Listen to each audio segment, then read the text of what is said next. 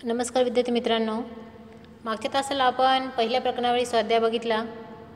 तो सर्व स्वाध्याय तुम्ही तुमच्या ओसीच्या वहीमध्ये लिहून ठेवायचा आहे की जेणेकरून परीक्षेसाठी तो उपयोगी पडेल। आज आपण ओसीच्या दुसऱ्या प्रकरणाला सुरुवात करणार आहोत। दुसऱ्या प्रकरणाचं नाव आहे व्यापार। आता व्यापार म्हटलं तर आपल्या डोळ्यासमोर लगेच वस्तू व सेवांची खरेदी व विक्री येत असते आणि म्हणून व्यापार हा घटक आज आपण सविस्तर अभ्यासणार आहोत। तर तुम्हाला दिसत असेल की या दुसऱ्या प्रकरणामध्ये आपल्याला वेगवेगळ्या घटकांचा अभ्यास करायचा आहे किंवा व्यापाराचे विविध प्रकार आपल्याला बघायचे। त्यामध्ये सुरुवातीला व्यापार म्हणजे काय ते आपण बघणार आहोत। त्यानंतर व्यापाराचे प्रकार, मग त्यामध्ये अंतर्गत व्यापार असेल, आंतरराष्ट्रीय व्यापार असेल। आता अंतर्गत आणि आंतरराष्ट्रीय व्यापाराची माहिती आपण पहिल्या प्रकरणामध्ये बघितलेली होती, तरीही आपण सविस्तरपणे या प्रकरणामध्ये हे प्रकार बघणार आहोत। मग अंतर्गत व्यापार की ज्यामध्ये आपण दोन प्रकार बघितले होते की घाऊक व्यापार, किरकोळ व्यापार। त्यानंतर आंतरराष्ट्रीय व्यापार की ज्यामध्ये आयात व्यापार। मग आयात व्यापार म्हणजे काय ते आपण इथे बघणार आहोत। त्यानंतर आयातीची प्रक्रिया की इतर देशांकडनं ज्या वस्तू मागवल्या जातात त्या आयातीची प्रक्रिया आपण सविस्तर अभ्यासणार आहोत। त्यानंतर पुढचा आहे निर्यात व्यापार, निर्यात व्यापाराचा अर्थ। त्यानंतर आपल्या देशातील वस्तू इतर देशांमध्ये ज्या पाठवल्या जातात त्यासाठी व्यापाराला कोणकोणती प्रक्रिया पूर्ण कराव्या लागतात, कोणत्या प्रक्रियांमधून जावं लागतं, याचा सविस्तर अभ्यास आज आपण या प्रकरणामध्ये करणार आहोत। त्यानंतर पुढची संकल्पना किंवा प्रकार आहे पुनर्निर्यात व्यापार। तर हे सर्व प्रकार आपण दुसऱ्या प्रकरणामध्ये बघणार आहोत। तर दुसऱ्या प्रकरणाची सुरुवातीला आपण प्रस्तावना बघू। तर बघा की कोणत्याही देशाच्या विकासासाठी किंवा कोणत्याही देशाचा विकास हा करायचा असेल तर त्यासाठी व्यापार हा एक महत्त्वाचा घटक समजला जातो। मग त्यामध्ये अंतर्गत आणि आंतरराष्ट्रीय व्यापार होत असेल किंवा ज्या देशामध्ये अंतर्गत आणि आंतरराष्ट्रीय व्यापार होत असेल त्या देशाच्या अर्थव्यवस्थेचा मोठ्या प्रमाणे विकास हा होऊ लागतो। आणि आपणही बघतो की आपल्या देशामध्ये मोठ्या प्रमाणावर व्यापारांमध्ये वाढ होत आहे आणि त्यामुळे सुद्धा बघा आपल्या देशाच्या अर्थव्यवस्थेला मोठ्या प्रमाणावर हातभार लागताना दिसून येतोय किंवा अर्थव्यवस्थेचा विकास होताना आपल्याला दिसून येत आहे। मग बघा की हा जो व्यापार आहे तर तो व्यापार करण्यासाठी मग पैशांची गरज असते किंवा मग व्यापार हा पैशाच्या स्वरूपात किंवा पैशासदृश्य स्वरूपातही केला जातो। मग आज आपण बघतो की मोठ्या प्रमाणावर आज ऑनलाईन व्यवहार किंवा ऑनलाईन व्यापार हे केले जात आहे। मग त्यामध्ये होणारे व्यवहार हे आहे ते चेकच्या सहाय्याने किंवा मग मोबाईल फोनच्या सहाय्याने किंवा गुगल पे असेल, फोनपे असेल, तर एका खात्यावरील पैसे दुसऱ्या खात्यावर ट्रान्सफर केले जातात किंवा वस्तू सेवांची खरेदी ही केली जात असते। त्यानंतर की या व्यापारामध्ये वस्तू आणि सेवांचा मालकी हक्क हा एका व्यक्तीकडून दुसऱ्या व्यक्तीकडे हस्तांतर केला जातो। म्हणजे बघा जोपर्यंत वस्तू या दुकानामध्ये असतात किंवा व्यापाऱ्याकडे असतात तोपर्यंत त्या वस्तूंचा मालक तो व्यापारी दुकानदार असतो, परंतु जेव्हा ग्राहक त्या वस्तूंची पैसे देऊन खरेदी करतो त्यावेळेस मालकी हक्क मात्र बदलतो, म्हणजे त्यावेळेस मालक हा तो ग्राहक असतो।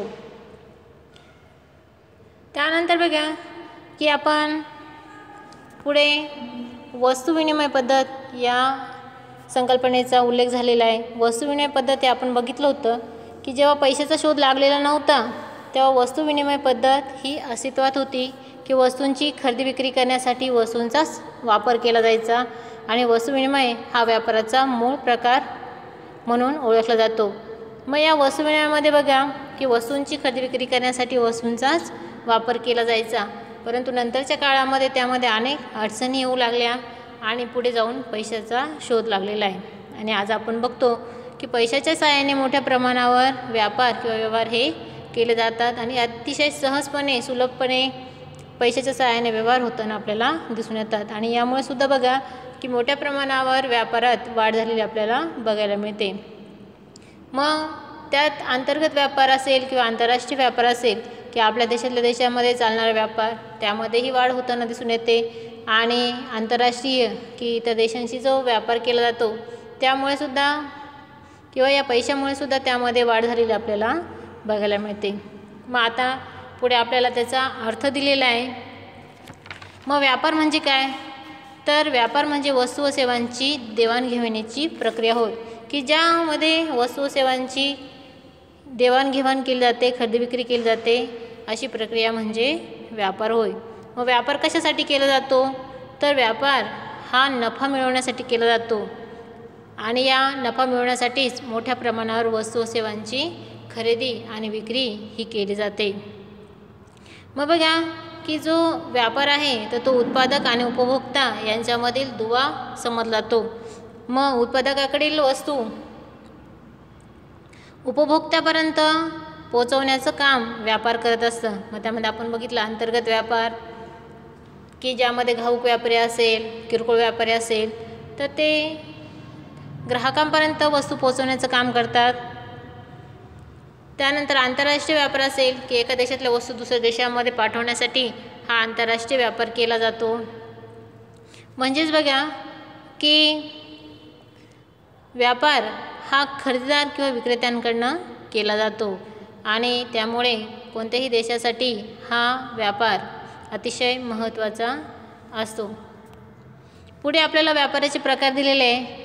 आता बघा विविध घटकांच्या आधारे व्यापाराचं वर्गीकरण पुढे केलेलं आहे. मग त्यामध्ये तुम्ही बघत असाल तर व्यापार आणि व्यापाराचे दोन प्रकार. पहिला प्रकार आहे अंतर्गत व्यापार आणि दुसरा प्रकार आहे बहिर्गत व्यापार की ज्याला आंतरराष्ट्रीय व्यापारही म्हटलं जातं, विदेशी व्यापारही म्हटलं जातं आणि बाह्य व्यापार असंही म्हटलं जातं. मग त्यामध्ये पहिला प्रकार की अंतर्गत व्यापार. आता अंतर्गत व्यापारामध्ये किंवा अंतर्गत व्यापाराचे दोन प्रकार पडतात.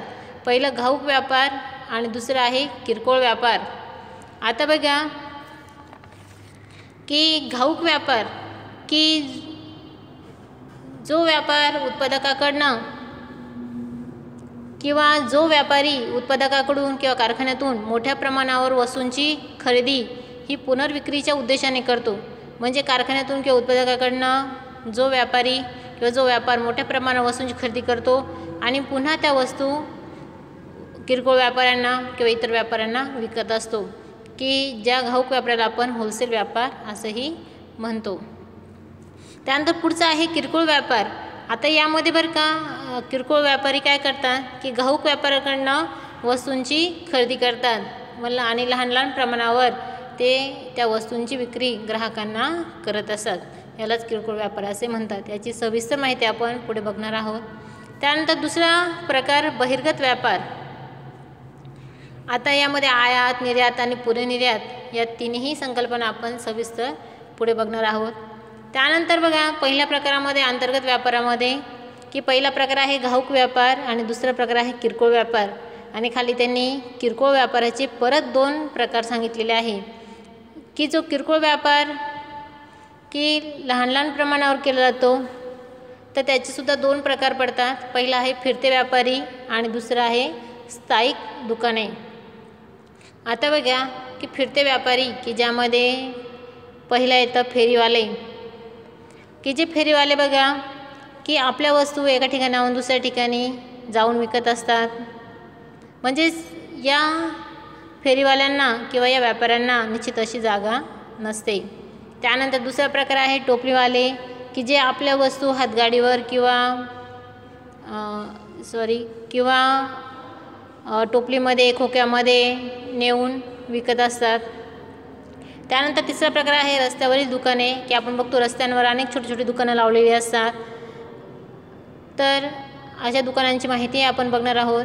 पुढे आहे स्वस्त वस्तूंचा दुकानदार की ज्या दुकानामध्ये अतिशय दैनंदिन जीवनात वापरण्यात येणाऱ्या वस्तू विकल्या जातात आणि त्यांची किंमतही अतिशय कमी असते. त्यानंतर पाचवा आहे बाजारातील व्यापारी की आठवडे बाजारात बघा आपण बघतो की लहान लहान दुकानं मांडलेले व्यापारी असतात आणि हे लोक आठवडे बाजारामध्येच आपल्या वस्तूंची विक्री करताना दिसून येतात. त्यानंतर दुसरा प्रकार आहे स्थायिक दुकाने. आता स्थायिक दुकाने की ज्यांची निश्चित अशी एक जागा असते, ते वर्षानुवर्ष एकाच ठिकाणी स्थायिक असतात, त्यांना स्थायिक दुकाने असं म्हटलं जातं. व त्यामध्ये सुद्धा 2 प्रकार सांगितलेले आहे. पहिला लहान प्रमाणावरील व्यापार करणारी दुकानं आणि दुसरं आहे मोठ्या प्रमाणावर व्यापार करणारी दुकाने. व त्यामध्ये लहान प्रमाणावर व्यापार करणाऱ्या दुकानांमध्ये बघा पहिलं येतं सर्वसाधारण मालाची विक्री करणारी दुकाने. आता यामध्ये बघा की लोकांच्या दैनंदिन जीवनामध्ये ज्या वस्तू आवश्यक असतात त्यांचीच विक्री केली जाते. व त्यामध्ये अन्नधान्य असेल, स्टेशनरी असेल, औषधं, बिस्किटं, प्लॅस्टिकच्या वस्तू, तर ह्या सर्व वस्तूंची विक्री या दुकानांमध्ये केली जाते. त्यानंतर त्यामध्ये दुसरा प्रकार आहे जुन्या वस्तूंची विक्री करणारी दुकाने. आता बघा की हे दुकानदार जे आहेत तर ते लोकांकडनं, ग्राहकांकडनं जुन्या वस्तूंची खरेदी करतात आणि त्यांची पुन्हा दुरुस्ती करून किंवा वापरायोग्य वस्तू तयार करून त्या परत ग्राहकांना विकत असतात. त्यानंतर पुढचं दिलं आहे अधिकृत विक्रेते. यामध्ये बघा किंवा हे व्यापारी एखाद्या विशिष्ट उत्पादकाच्या मालाचीच विक्री करण्यासाठी अधिकृतपणे नेमलेले असतात. मग आपण बघतो की TV असेल, वॉशिंग मशीन असेल किंवा मोटरसायकल किंवा 4 चाकी गाड्या की विशिष्ट कंपनींच्या गाड्या विकताना हे अधिकृत विक्रेते आपल्याला दिसून येतात. आपण बघतो की एखाद्या दुकानामध्ये सॅमसंग कंपनीच्याच वस्तू आपल्याला बघायला मिळतात. एखादं दुकान पूर्ण सोनी कंपनीचं असतं किंवा मग हिरो होंडाच्याच गाड्या आपल्याला त्या शोरूममध्ये बघायला मिळतात. तर असे हे अधिकृत विक्रेते. त्यानंतर पुढं दिलं विशिष्ट प्रकारचा माल विकणारी दुकाने की या दुकानामध्ये विशिष्ट माल म्हणजे ब्रँडेड वस्तूच विकल्या जातात. मग ते क्रीडा सामान असेल किंवा मग चामड्याच्या वस्तू, लेदर बॅग असेल, घड्याळे असेल, साड्या असेल, तर एक विशिष्ट प्रकारच्या मालाचीच विक्री या दुकानामध्ये केली जाते. त्यानंतर आहे मोठ्या प्रमाणावर व्यापार करणारी दुकाने. मग त्यामध्ये आहे एकछती दुकानं की एका छताखालीच विविध वस्तू या विकल्या जात असतात किंवा विविध खात्यांद्वारे किंवा विभागाद्वारे मालाची विक्री ही केली जात असते. त्यानंतर सुपर बाजार की मोठ्या प्रमाणावर वस्तूंची विक्री करण्यासाठी सुपर बाजार सुरू केलेले असतात. त्यानंतर साखळी पद्धती दुकानं की एकाच मालकाची अनेक ठिकाणी दुकाने असतात किंवा मग एकाच मालकाच्या शहरामध्ये किंवा देशाच्या विविध भागामध्ये दुकाने असतात किंवा त्याच्या दुकानाच्या शाखा ह्या उघडलेल्या असतात. त्याला साखळी पद्धती दुकानं असं म्हटलं जातं. पुढं आहे एकच किंमत दुकाने की ज्या दुकानामध्ये वस्तूंची एकच किंमत असते. तर अशा प्रकारची जी दुकानं आहेत तर ती भेटवस्तू असेल, घड्याळे किंवा काचेच्या वस्तू, घरगुती सामान इत्यादींची विक्री करत असतात. आणि शेवटचा प्रकार आहे मॉल. तर मॉल ही संकल्पना सर्वांना माहीतच आहे आणि हे सर्व प्रकार आपण सविस्तर पुढे अभ्यासणार आहोत. त्यानंतर आपल्याला पहिला प्रकार घ्यायचा आहे अंतर्गत व्यापार. म्हणजे व्यापाराचा पहिला प्रकार अंतर्गत व्यापार. आता बघा की अंतर्गत व्यापार म्हणजे काय की जेव्हा वस्तू व सेवांची खरेदी व विक्री देशाच्या सीमेअंतर्गत भागात केली जाते त्यास अंतर्गत व्यापार असे म्हटलं जातं. म्हणजे देशातल्या देशामध्ये चालणारा व्यापार की एकाच देशामध्ये वस्तू व सेवांची खरेदी व विक्री करण्याचं काम केलं जातं त्याला अंतर्गत व्यापार असं म्हटलं जातं. मग उदाहरणार्थ बघा की दारावर येणाऱ्या विक्रेत्यांकडून वस्तूंची खरेदी करणं किंवा स्थानिक दुकाने असेल, प्रदर्शने असेल, विभागीय बाजार असेल किंवा विभागीय दुकाने किंवा मॉल इत्यादी अंतर्गत व्यापाराची उदाहरणं आहेत. बघा जेव्हा खरेदीदार आणि विक्रेता हे देशांतर्गत असतात म्हणजे वस्तूंची खरेदी करणारा हा देशातलाच असतो आणि वस्तू विकत घेणाराही देशातलाच असतो, त्याला अंतर्गत व्यापार असं म्हटलं जातं. मग हा अंतर्गत जो व्यापार आहे तो 2 राज्यांमध्ये किंवा 2 शहरांमध्ये सुद्धा केला जात असतो.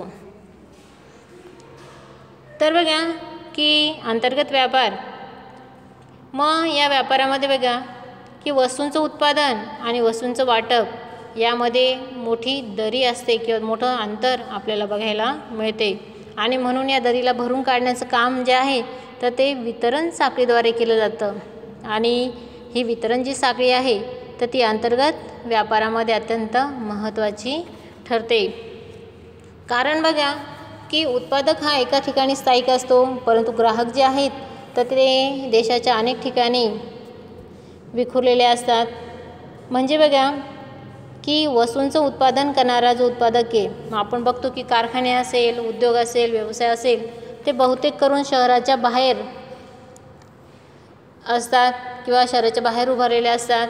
परंतु ग्राहक हा शहरामध्ये असतो किंवा शहराच्या विविध भागांमध्ये विखुरलेला असतो. आणि त्यामुळे बघा की उत्पादकाकडील वस्तू ग्राहकांपर्यंत पोहोचवणं आवश्यक असतं आणि या दोघांमध्ये जे अंतर आहे ते कमी करणं गरजेचं असतं. आणि व्यापारामुळे या दोघांमधील जे अंतर ते कमी करण्यासाठी मदत होत असते. म्हणजेच बघा की वितरण साखळीमुळे हे अंतर कमी होण्यास मदत होत असते आणि साधनांच्या वाटपामुळे किंवा या वितरण साखळीमुळे वस्तू योग्य वेळेत, योग्य ठिकाणी आणि योग्य त्या प्रमाणात ग्राहकास मिळण्यास मदत होत असते. मग आता वितरण किंवा उत्पादन वितरण साखळी पुढे आपल्याला दिलेली बघा की उत्पादक, त्यापुढे तो घाऊक व्यापारी, त्यापुढे तो किरकोळ व्यापारी आणि शेवटी आहे ग्राहक. म्हणजे उत्पादकाकडील वस्तू या घाऊक व्यापारी मोठ्या प्रमाणावर विकत घेत असतो आणि त्या वस्तू किरकोळ व्यापाऱ्यांना विकत असतो. की उत्पादकाकडील वस्तू घाऊक व्यापारी मोठ्या प्रमाणावर खरेदी करून तो किरकोळ व्यापाऱ्यांना लहान लहान प्रमाणामध्ये विकण्याचं काम करत असतो. आणि त्यानंतर किरकोळ व्यापारी जे आहेत तर त्या वस्तू थेट ग्राहकांपर्यंत पोहोचवण्याचं काम करत असतात. म्हणजे बघा उत्पादक आणि ग्राहक यामध्ये जे अंतर आहे तर ते कमी करण्यासाठी घाऊक व्यापारी आणि किरकोळ व्यापारी हे मोठ्या प्रमाणावर मदत करत असतात. आणि त्यामुळे व्यापारामध्ये बघा की उत्पादन किंवा ही वितरण जी साखळी आहे तर ती अत्यंत महत्त्वाची भूमिका पार पाडताना आपल्याला दिसून येतात. आणि त्यामुळे बघा की अंतर्गत व्यापार हा सुद्धा एक महत्त्वाचा प्रकार समजला जातो. त्यानंतर पुढे आपण अंतर्गत व्यापाराचे प्रकार बघणार आहोत. तर पुढच्या तासाला आपण ते प्रकार बघू. तोपर्यंत धन्यवाद.